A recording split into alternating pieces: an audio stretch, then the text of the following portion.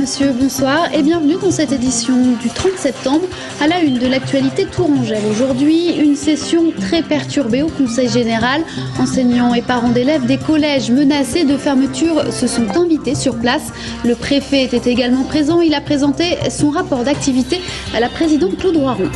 La fin des mariages chinois en Touraine. Le maire de Tours, Jean Germain, suite à la polémique engendrée par le coût de cette opération, va mettre fin à ses voyages en Chine.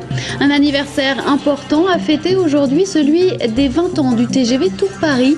Une petite révolution qui a placé Tours à seulement 1 heure de Paris et profondément changé les habitudes des Tourangeaux.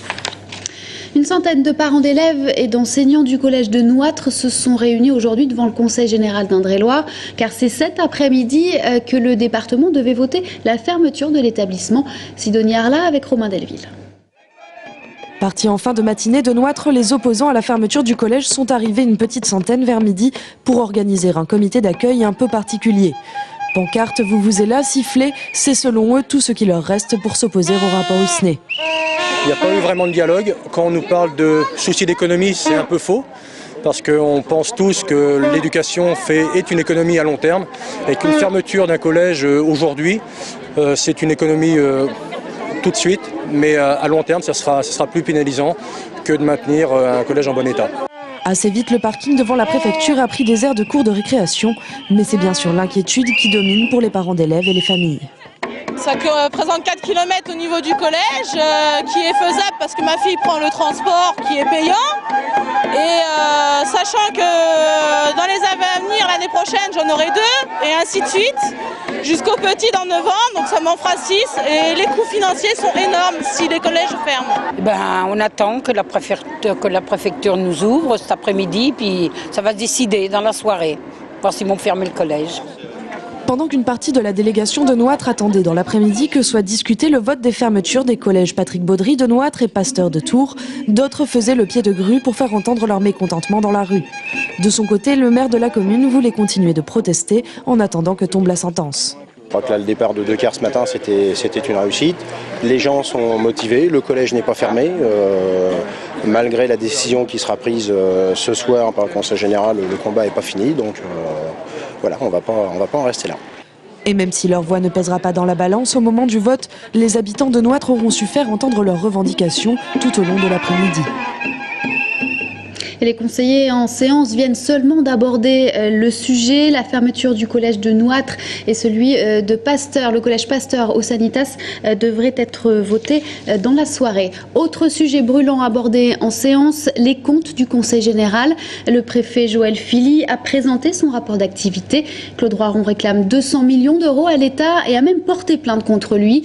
Joël Philly a pu présenter cet après-midi sa version des choses. Florent Carrière. Tout cela ressemble bien à de la politique politicienne. D'un côté, Claude Roiron qui réclame 200 millions d'euros de charges non transférées. De l'autre, une opposition qui n'est pas loin de crier au scandale. Le préfet était donc attendu sur cette question. Concernant le montant des dépenses et des recettes effectivement payées, nous ne trouvons que très peu de différence avec les chiffres dont nous disposons de notre côté. À première vue, Claude Roiron semble satisfaite. Préfecture et Conseil général disposeraient des mêmes chiffres, mais à y regarder de plus près, le préfet ne lui a pas donné raison. Explication. Les charges sociales du Conseil général ont bien augmenté en raison du transfert de plusieurs dispositifs comme l'APA, le RMI puis RSA ou l'allocation pour personnes handicapées. Cependant, l'État transfère les sommes qu'il doit légalement donner. Exemple avec l'APA. La loi de 2001, votée par les socialistes, prévoit une prise en charge à 70% par le département. L'État, lui, doit transférer légalement 30% du coût de l'APA. En réalité, en Indre-et-Loire, le transfert atteint même les 40%. Ce que demande en fait Claude Roiron, c'est que l'État prenne en charge à 100% ces transferts de compétences. J'espère que lorsque la gauche reviendra aux responsabilités, ce que j'espère, elle changera effectivement la loi et en tout cas elle changera la loi de finances parce que c'est surtout ça qui est important et pour permettre aux collectivités locales de faire face aux attentes et aux besoins de nos concitoyens. Mais pour le préfet, une telle mesure remettrait en cause la décentralisation telle qu'on l'a menée depuis les années 80 et menacerait l'autonomie des conseils généraux.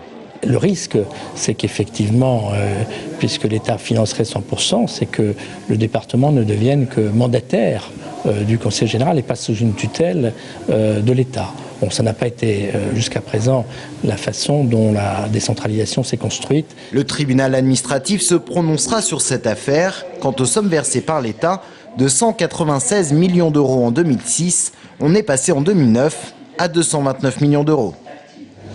Ce soir, c'est Tours Plus qui tiendra également séance. Ce conseil communautaire sera notamment dédié à la question des finances locales.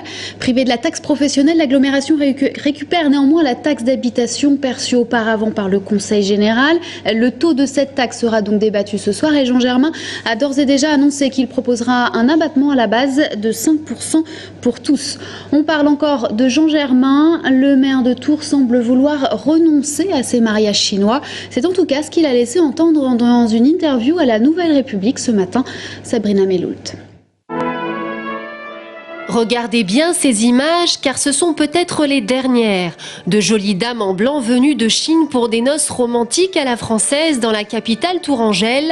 Cette année, Jean Germain a décidé de suspendre ses mariages à contre-cœur. Motif, une polémique qui a pris racine lors du déplacement d'une délégation de la mairie de Tours en avril dernier pour l'exposition universelle à Shanghai. L'opposition a fermement critiqué cette initiative pour cause de manque de transparence sur les fonds débloqués pour l'occasion.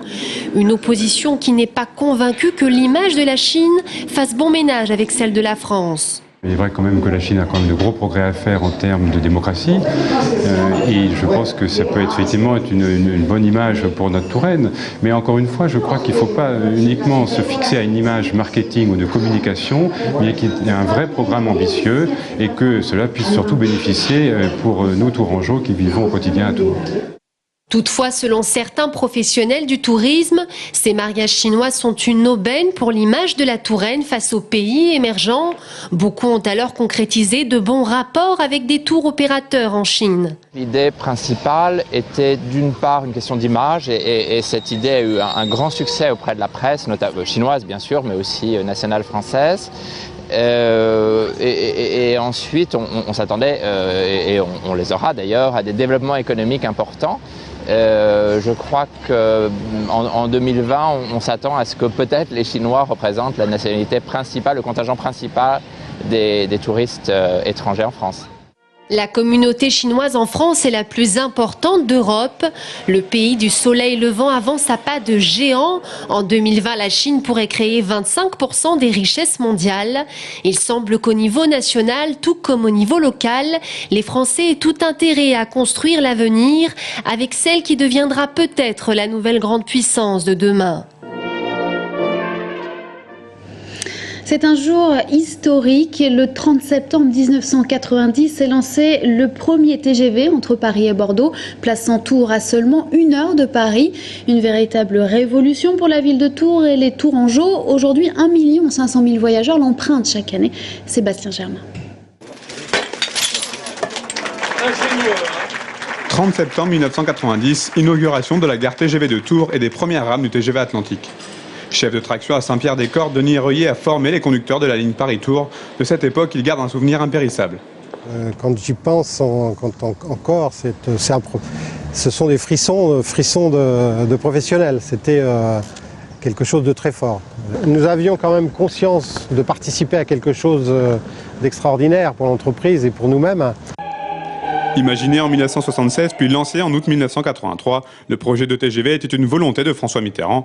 Le trafic ferroviaire vers le sud-ouest étant quasi saturé, cette ligne a été déclarée d'utilité publique en 1984. Le TGV Atlantique fut donc la seconde ligne à grande vitesse à voir le jour. Déjà, ça voulait dire qu'on croyait au système TGV, puisqu'on en avait fait une où on avait un peu le doute, est-ce que ça allait marcher, est-ce que ça allait pas marcher. Et le fait d'avoir construit celle-là, et donc de la mettre comme ça en service, faisait qu'on y croyait et qu'on allait en faire d'autres. Et c'est ce que nous a confirmé l'avenir. Donc, je dis oui, ce qui était très important sur cette ligne, c'est la première ligne en France et dans le monde où en service commercial, donc avec des voyageurs comme aujourd'hui dans le train, on roulait à 300 km/h. Donc on était dans un monde nouveau où on n'avait jamais été à cette vitesse-là. 20 ans après son lancement, le TGV Atlantique se porte plutôt bien. L'an dernier, 1,5 million de passagers ont utilisé cette ligne. Côté performance, jusqu'en 2007, la rame Atlantique détenait le record de vitesse avec 515,3 km/h. Et nous en reparlons dans un instant avec l'invité de la rédaction, Dominique Lattard, le directeur délégué TGV pour la région Centre. Pour l'instant, on marque une courte pause. Restez avec nous.